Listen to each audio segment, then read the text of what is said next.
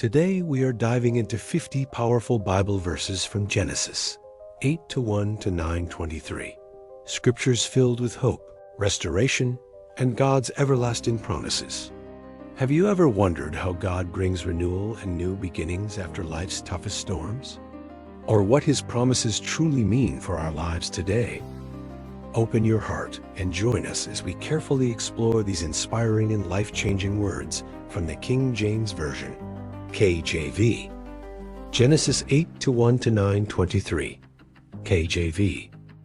And God remembered Noah and every living thing and all the cattle that was with him in the ark. And God made a wind to pass over the earth, and the waters assuaged. The fountains also of the deep and the windows of heaven were stopped, and the rain from heaven was restrained. And the waters returned from off the earth continually. And after the end of the 150 days, the water and the ark rested in the 7th month, on the 17th day of the month, upon the mountains of Ararat. And the waters decreased continually until the 10th month. In the 10th month, on the 1st day of the month, were the tops of the mountains seen. And it came to pass at the end of 40 days, that Noah opened the window of the ark which he had made. And he sent forth a raven, which went forth to and fro, until the waters were dried up from off the earth. Also he sent forth a dove from him, to see if the waters were abated from off the face of the ground. But the dove found no rest for the sole of her foot, and she returned unto him into the ark, for the waters were on the face of the whole earth. Then he put forth his hand, and took her, and pulled her in unto him into the ark. And he stayed yet other 7 days. And again he sent forth the dove out of the ark. And the dove came in to him in the evening. And lo, in her mouth was an olive leaf plucked off. So Noah knew that the waters were abated from, and he stayed yet other 7 days, and sent forth the dove, which returned not again unto him any more. And it came to pass in the 601st year, in the 1st month, the 1st day of the month, the waters were dried up from off the earth. And Noah removed the covering of the ark, and looked, and behold, the face of the ground was dry. And in the 2nd month, on the 27th day of the month, was the earth dried. And God spake unto Noah, saying, Go forth of the ark, thou, and thy wife, and thy sons wives with thee. Bring forth with thee every living thing that is with thee, of all flesh, both of fowl and of cattle, and of every creeping thing that creepeth upon the earth, that they may breed abundantly in the earth, and be fruitful, and multiply upon the earth. And Noah went forth, and his sons, and his wife, and his sons' wives with him. Every beast, every creeping thing, and every fowl, and whatsoever creepeth upon the earth, after their kinds, went forth out of the ark. And Noah builded an altar unto the Lord, and took of every clean beast, and of every clean fowl, and offered burnt offerings on the altar. And the Lord smelled a sweet savor. And the Lord said in his heart, I will not again curse the ground any more for man's sake, for the imagination of man's heart is evil from his youth. Neither will I again smite any more everything living, as I have done.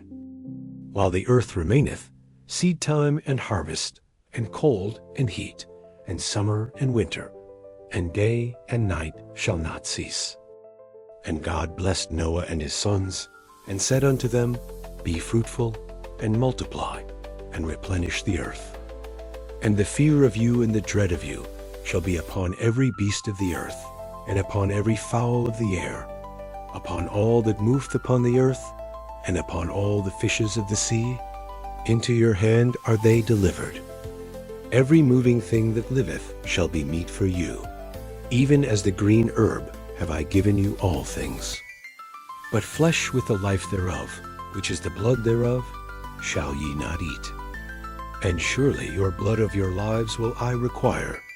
At the hand of every beast will I require it, and at the hand of man. At the hand of every man's brother will I require the life of man. Whoso sheddeth man's blood, by man shall his blood be shed, for in the image of God made he man. And you, be ye fruitful, and multiply. Bring forth abundantly in the earth, and multiply therein. And God spake unto Noah, and to his sons with him, saying, And I, behold, I establish my covenant with you, and with your seed after you, and with every living creature that is with you, of the fowl, of the cattle, and of every beast of the earth with you, from all that go out of the ark, to every beast of the earth. And I will establish my covenant with you. Neither shall all flesh be cut off any more by the waters of a flood, neither shall there any more be a flood to destroy the earth. And God said, This is the token of the covenant which I make between me and you and every living creature that is with you, for perpetual generations. I do set my bow in the cloud, and it shall be for a token of a covenant between me and the earth. And it shall come to pass, when I bring a cloud over the earth, that the bow shall be seen in the cloud. And I will remember my covenant, which is between me and you and every living creature of all flesh. And the waters shall no more become a flood to destroy all flesh. And the bow shall be in the cloud, and I will look upon it, that I may remember the everlasting covenant between God and every living creature of all flesh that is upon the earth. And God said unto Noah, This is the token of the covenant, which I have established between me and all flesh that is upon the earth. And the sons of Noah that went forth of the ark were Shem, and Ham, and Japheth. And Ham is the father of Canaan. These are the 3 sons of Noah, and of them was the whole earth overspread. And Noah began to be an husbandman, and he planted a vineyard. And he drank of the wine, and was drunken, and he was uncovered within his tent. And Ham, the father of Canaan, saw the nakedness of his father, and told his 2 brethren without. And Shem and Japheth took a garment, and laid it upon both their shoulders, and went backward, and covered the nakedness of their father. And their faces were backward, and they saw not their father's nakedness. Today's passage takes us through a powerful story of hope, restoration, and God's everlasting covenant with humanity. Let's deeply explore these themes step by step. God remembers Noah. Hope after the storm, Genesis 8 1-5. The Bible tells us, God remembered Noah. This doesn't mean God had forgotten him. Rather, it emphasizes God's unwavering faithfulness and timing. God ended the flood by causing the waters to recede, reminding us he is always mindful of his promises. Life application. Think of moments you felt forgotten or alone, facing struggles that seemed never-ending. Just as God remembered Noah, he remembers you, bringing relief, restoration, and hope exactly at the right time. Testing the waters. Raven and dove, Genesis 8 6-12. Noah sent out birds to test if the floodwaters had receded, first a raven, then a dove. The raven never returned, but the dove eventually came back with an olive leaf, symbolizing peace, renewal, and a new beginning. Symbolic meaning. The olive leaf represents restoration and hope after hardship. It's a powerful reminder that no storm lasts forever. God always brings new beginnings after trials. Real-life example. Imagine going through a difficult season, perhaps illness, loss, or financial struggles. God provides subtle signs, like Noah's olive leaf, to assure us restoration is coming, encouraging patience and trust. Leaving the ark. Obedience and gratitude. Genesis 8:13-19. Noah waited patiently for God's clear direction before leaving the ark. Upon leaving, Noah immediately built an altar to worship and thank God, showing deep gratitude for his protection and deliverance. Importance of obedience. Noah's decision to wait for God's timing teaches us not to rush or force solutions, but to trust God's guidance fully. Gratitude as worship. Noah's altar symbolizes a grateful heart. Imagine someone receiving a great blessing, healing, a new job, restored relationships, and immediately expressing deep gratitude to God. Noah's example teaches us gratitude should always follow God's blessings. God's promise, the covenant with Noah, Genesis 8:20 to 9:17. After Noah's offering, God made a covenant promising never again to flood the entire earth. He gave a beautiful symbol, the rainbow, as a permanent reminder of this promise. Meaning of the rainbow. The rainbow signifies God's mercy, patience, and steadfast commitment to humanity. It reminds us that despite humanity's faults, God chooses mercy over judgment. Life lesson today. Every time you see a rainbow, it's more than just natural beauty. It's a reminder of God's faithful promises, His everlasting mercy, and His willingness to give us new opportunities. God's commandments and respect for life. Genesis 9:1-7. God instructs Noah and his family to replenish the earth. He also establishes rules for respecting life, emphasizing that human life is sacred because humans bear God's image. Practical application. Respecting life means valuing every person, treating each individual with dignity, kindness, and care, acknowledging that all people reflect God's image. It challenges us to protect, honor, and cherish human life. Human weakness and God's grace. Genesis 9:18-23. Noah, despite being righteous and obedient, was still human. His mistake, becoming drunk and uncovered, illustrates human weakness.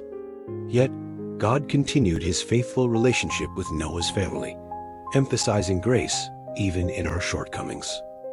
Covering mistakes with grace. Shem and Japheth respectfully covered their father's shame. Their action represents handling others' mistakes with compassion rather than judgment. Today's application. When people around us fail or stumble, we face a choice to expose or to show compassion. This passage encourages us to respond with kindness, empathy, and grace rather than criticism. Summarizing today's powerful verses. These verses teach profound spiritual truths we can apply directly. God never forgets us. Even in trials, God's timing is perfect. He remembers and restores us. Obedience and patience matter. Patiently trusting God's timing brings blessing, protection, and new beginnings. Gratitude and worship. Thankfulness should immediately follow God's deliverance and blessings. God's promises are everlasting. The rainbow symbolizes God's steadfast mercy and commitment to humanity, respect for life and dignity. Human life is sacred because we bear God's image. Respecting life is respecting God Himself. Grace covers human weakness. God continues loving us despite our imperfections, encouraging us to show compassion to others. Today, let's hold these lessons close, knowing God continually guides, protects, restores, and loves us through every season of life. Thank you so much for joining us today as we explored these powerful Bible verses together. We sincerely pray this message has deeply inspired you and brought you closer to God's everlasting promises. If today's study has touched your heart, please consider subscribing to our YouTube channel. Here you'll find more heartfelt prayers, powerful Bible studies, and uplifting spiritual encouragement. Don't forget to click the notification bell so you never miss new inspiring content. Also, if you have a special prayer request, please leave us a comment or message. We would love to pray with you and for you. All Bible verses used in this video are quoted from the King James Version, KJV, which is in the public domain and freely available for use. Our commentary, explanations, and additional content provided are original and intended for educational, inspirational, and devotional purposes. Please note, all interpretations, explanations, and commentary reflect exclusively our channel's perspective. Stay blessed, stay encouraged, and we'll see you next time.